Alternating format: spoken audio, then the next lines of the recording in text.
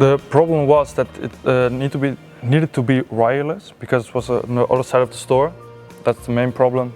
And the other problem also was that it is in front of a window that a lot of sun hits.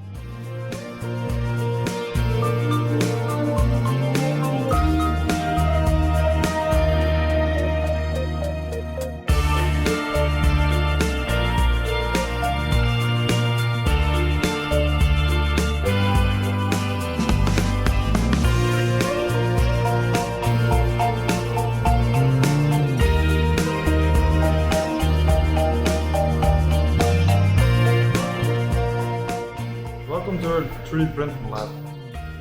Here we print a lot of stuff, and students can make their own designs here. And currently we're printing our Raspberry Pi case.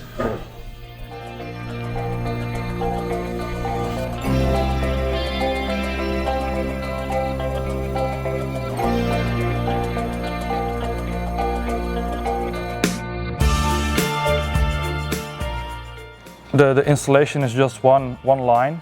You copy and paste it, it is installed, and after that it's only half an hour to set up, and once you use it again, it's only plug and play. Just power on and open it in the OBS.